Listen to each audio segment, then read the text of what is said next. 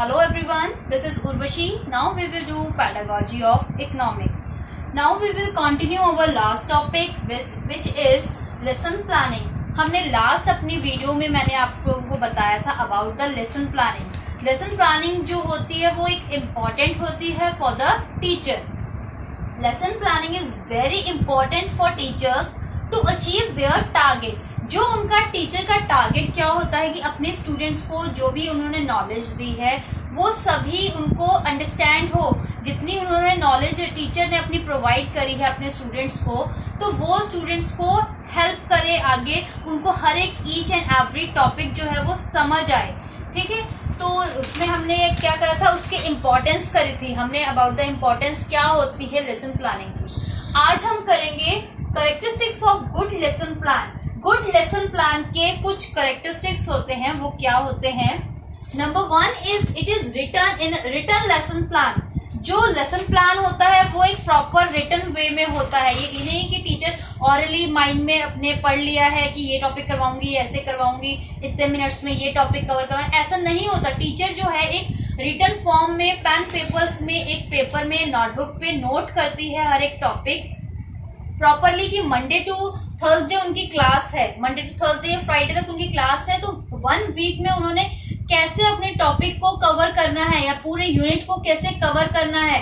एक 40 मिनट्स की उनकी क्लास है, तो उसके बाद 5 डेज उनकी क्लास है, from Monday to Friday 5 days उसकी उनकी टीचर की क्लास है.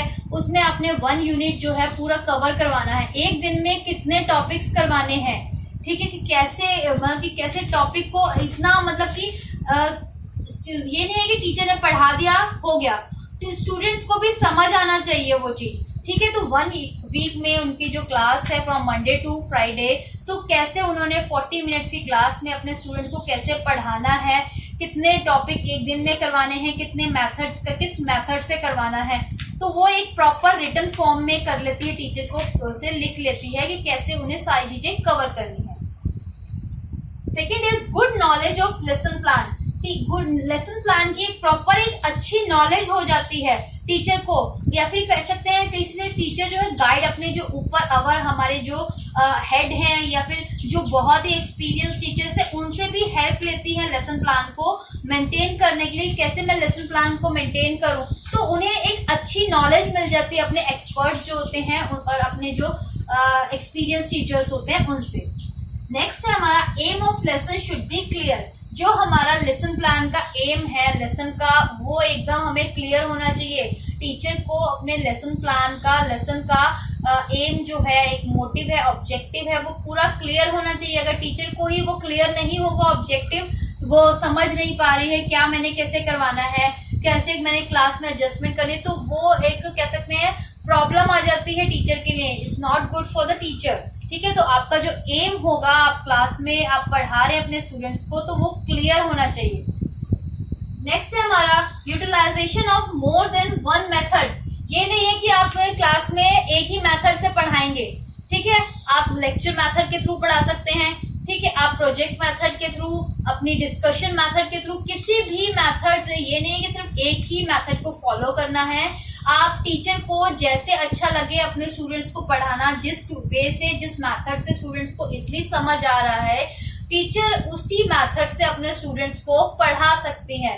ठीक है, तो एक से ज्यादा मेथड का टीचर जो है अपनी क्लासरूम में यूज कर सकती है उस मेथड का. And next is clarity about the use of method and teaching ads. जो कह सकते हैं जो मेथड टीचर यूज कर रही है, टीचर को भी पूरी क्लैरिटी होनी चाहिए उसके बारे में, और जो उसमें टीचिंग एड्स जो टीचर यूज कर रही है उनके बारे में और मेथड्स के बारे में टीचर को सभी चीजों की नॉलेज होनी चाहिए, एकदम क्लैरिटी होनी चाहिए कौन सा मेथड मुझे कैसे यूज करना है. आप प्रोजेक्ट मेथड अगर टीचर यूज करे तो उसके मेरिट्स टीचर को पता होने चाहिए कि अगर मैं इससे प्रोजेक्ट मेथड के थ्रू करवा रही हूँ अपने स्टूडेंट्स को, तो उसके ये अगर मेरिट्स हैं, तो ये कुछ स्टूडेंट के लिए ये डीमेरिट्स का काम भी, डिसएडवांटेजेस भी हो सकती है. ठीक है, तो ये सब चीजें क्लियर होनी चाहिए टीचर को. और जो टीचिंग एड्स टीचर्स अपनी टीचर ने यूज करने हैं वो कैसे यूज करने हैं, उनके सभी चीजों के बारे में क्लैरिटी होनी चाहिए, एक नॉलेज होनी चाहिए. नेक्स्ट है individually help to students. Teacher will individually help to each and every student. ये नहीं है कि अगर क्लास में सभी को समझ आ गया और 2 स्टूडेंट्स ऐसे हैं जो उन्हें समझ नहीं आ पाया कोई भी जो भी टॉपिक मैम ने करवाया, तो ये टीचर जो है इंडिविजुअली हेल्प करेगी हर स्टूडेंट की। आपको एज अ टीचर आपको दिस इज योर रिस्पॉन्सिबिलिटी या ड्यूटी कह सकते हैं आप, कि सभी स्टूडेंट्स को अंडरस्टैंड हो, सभी चीजें समझ आए। अगर प्रॉपर एक स्टूडेंट भी अगर आपसे आके पूछता है कि मैम आपने आज क्लास में इसके मीनिंग करवाए और फीचर्स करवाए तो मुझे समझ नहीं आए, तो ये टीचर की ही ड्यूटी होती है, रिस्पॉन्सिबिलिटी है कि उससे स्टूडेंट को इंडिविजुअली वो समझाए। ठीक है, आगे आता है हमारा it saves time and energy. अगर आपने टीचर ने लेसन प्लान कर रखा है तो इससे टीचर जो कह सकते हैं कि एक प्रॉपर सेव होता है टाइम, आपकी एनर्जी जो है वो सेव होती है। किसी को भी प्रॉब्लम नहीं आती है किसी भी चीज में कि कैसे कौन सा टॉपिक करवाएं या किस चीज में मतलब कि आप कह सकते हैं अगर आपने पहले से प्री प्लान करा हुआ है तो आपको डिफिकल्टी नहीं आती है किसी भी टीचर को पढ़ाने में अपनी क्लास में। ठीक है, तो लेसन प्लान जो है वो एक अच्छा मेथड है टीच करने के लिए फॉर द टीचर। नेक्स्ट हम लोग करते हैं steps of lesson planning in teaching of economics. What are the steps of lesson plan? कुछ स्टेप्स जो होते हैं वो फॉलो करने होते हैं फॉर द लेसन प्लान कि जो स्टूडेंट्स के लिए टीचर दोनों के लिए ही बेनिफिशियल हो। तो फॉर द इकोनॉमिक और टीचिंग इकोनॉमिक्स हो, कॉमर्स हो, आपका मैथ साइंस कोई भी सब्जेक्ट हो, तो कुछ जो स्टेप्स जो आपको फॉलो करने पड़ते हैं वो हैं, नंबर 1 इज प्रिपरेशन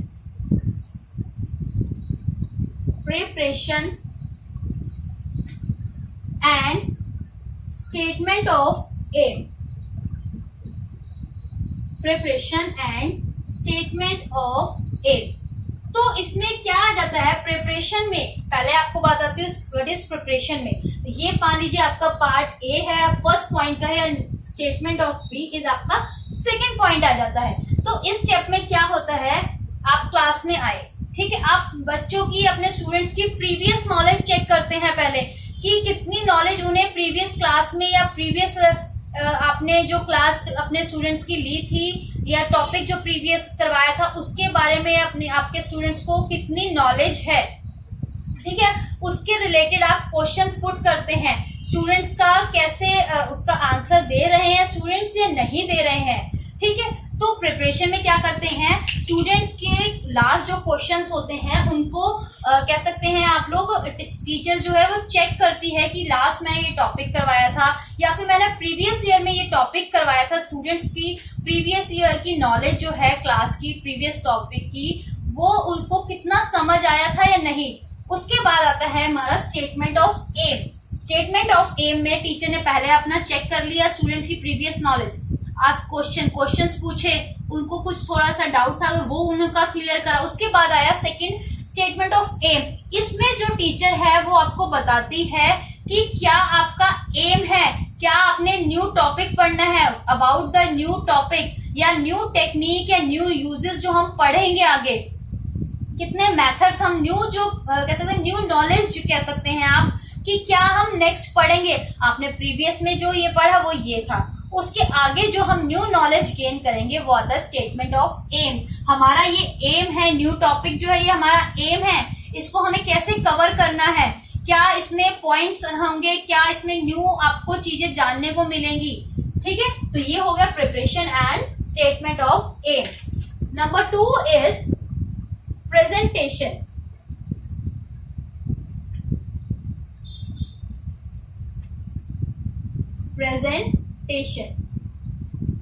प्रेजेंटेशन में क्या आ जाता है हमारा कि कैसे टॉपिक को जो न्यू टॉपिक है उसे कैसे प्रेजेंट करना है टीचर ने।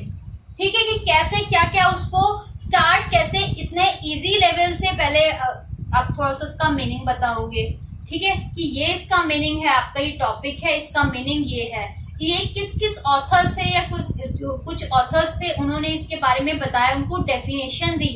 आप धीरे धीरे स्टार्ट करते हो, ये नहीं है कि सीधा ही उसका आप रूल रेगुलेशन जो रूल्स हैं वो बता देंगे, सीधा कोई एग्जांपल्स दोगे डिफरेंट डिफरेंट, या जो आपकी प्रीवियस नॉलेज थी, प्रीवियस क्लास में आपने बताया, वो उससे रिलेट करके थोड़ा सा आप बताओगे, जो स्टूडेंट्स को समझने में भी अच्छे कह सकते हैं कि आसानी हो, कि लास्ट हमने ये पढ़ा तो उसी से रिलेटेड है ये सब चीजें, या फिर उसके आगे जो आप पढ़ा रहे हो उसी से रिलेट करता है, ये सब चीजें रिलेटेड है, एक दूसरे से ये सब चीजें रिलेटेड है। ठीक है, तो स्टूडेंट को कैसे प्रेजेंट करना है अपनी सारी की सारी उन्हें बताते हैं कि ये इसके साथ आपने लास्ट क्लास में ये पढ़ा था, उसी के आगे ये पॉइंट्स हैं। ठीक है, जो हम कंटिन्यू करेंगे एक न्यू वे से, न्यू टेक्निक्स हैं इसकी, उनको एग्जांपल देंगे। ठीक है, उसके मीनिंग, उसके फीचर्स, उसके बाद उसके एडवांटेजेस क्या है, उसके डिसएडवांटेजेस क्या है, एक पूरा प्रेजेंट करते हो आप स्टूडेंट्स के आगे। ठीक है, नेक्स्ट है comparison and association. Third one is comparison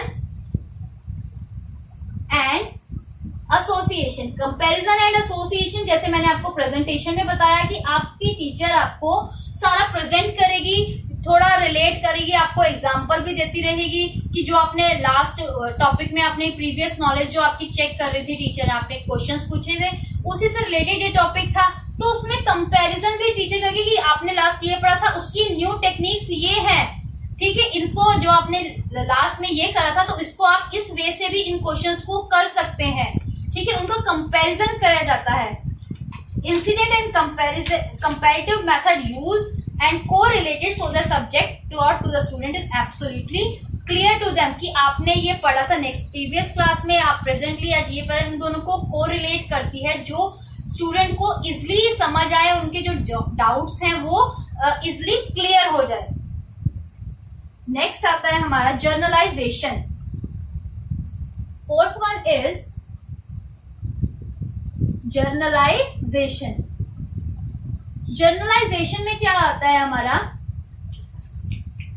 understand the lesson, student given opportunity to think so that rules and principle are build up. आपका कंपेयर्स, आपको टीचर ने प्रिपरेशन करवाई, ठीक है, प्रीवियस क्लास के आपके क्वेश्चंस पुट करे, आपको एम बताया कि हम ये न्यू टॉपिक जो है वो स्टार्ट करने जा रहे हैं।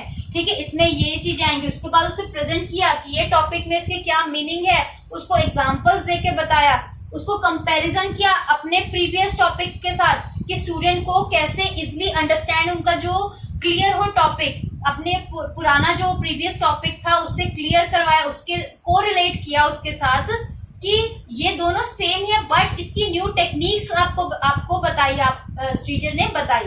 नेक्स्ट उसको जर्नलाइज किया।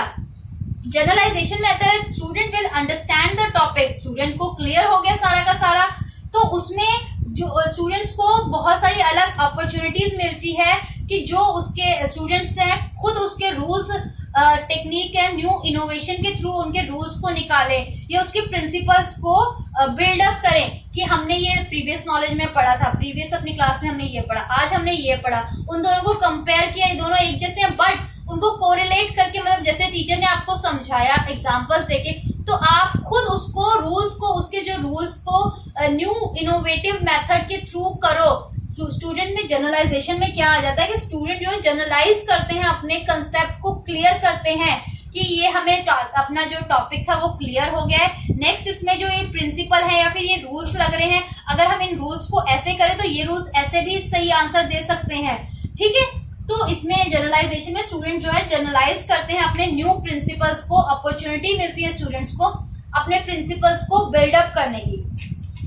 And the fifth one is application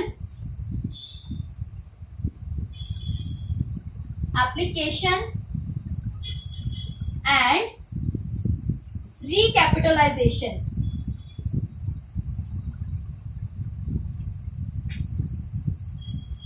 fifth step में क्या आ जाता है हमारा कि कैसे स्टूडेंट ने अप्लाई करना है। It is seen whether the acquired knowledge can be used or not as compared to subject like maths। It is not much use in social study. कह सकते हैं कि जो आपने मैथ्स में पढ़ा है, ठीक है, ऐसे स्टूडेंट को कंपेयर किया जाता है, अपने नॉलेज को अप्लाई करते हैं स्टूडेंट्स अलग अलग चीजों में कि जो आपने मैथ्स में पढ़ा है क्या वो यूटिलाइज हो रहा, वही चीजें सोशल स्टडी अगर हम कर रहे हैं, सोशल स्टडी के बारे में पढ़ रहे हैं, तो मैथ्स वाली चीजें जो है हमारे सोशल स्टडी में अप्लाई होती हैं या नहीं होती है, ठीक है। अदरवाइज क्या होता है इसमें एप्लीकेशन में और क्या चीजें रहती हैं, जैसे आपका टॉपिक क्लियर हो गया तो स्टूडेंट्स जो है खुद लास्ट में एक्सरसाइज दे रहे हैं, फिलअप्स दे रखे हैं, ग्राफ्स कैसे बनाने हैं या मैप दे रखा है या फिलअप्स है, क्वेश्चन है, ट्रू फॉल्स है, वो सारे के सारे वो स्टूडेंट्स जो है वो खुद करते हैं विदाउट टेकिंग एनीबॉडीज हेल्प। और उसके बाद रिकैपिटलाइजेशन क्या होता है, it is a last stage in which teacher ask question related to subject matter. Recapitulation में क्या आ जाता है हमारा, रिकैपिटलाइजेशन में आता है कि जो भी नॉलेज स्टूडेंट्स ने पढ़ी है, समझी है, उसमें आपको कितना समझ आ रहा है, स्टूडेंट्स को कितना अंडरस्टैंड हुआ है टॉपिक, जो सब्जेक्ट मैटर था वो क्या क्लियर हुआ है या नहीं। तो इसमें स्टूडेंट जो टीचर है अपने स्टूडेंट से क्वेश्चंस पुट करती हैं, क्या उनके डाउट्स जो हैं, को किसी चीज में किसी को डाउट तो नहीं है, कितना उन्हें समझ आया अबाउट द टॉपिक। वो एक टीचर जो एक ऑरली या रिटन टेस्ट लेके इवेल्युएट करती है उनका रिजल्ट कि स्टूडेंट ने कितना समझा है। तो ये आपका लेसन प्लान है, लेसन प्लानिंग जो आपका टॉपिक कंप्लीट हो गया है। इसमें आप लोगों को कोई डाउट या कोई क्वेरी हो तो आप लोग मुझे मैसेज कर दीजिएगा, ठीक है। Thank you everyone.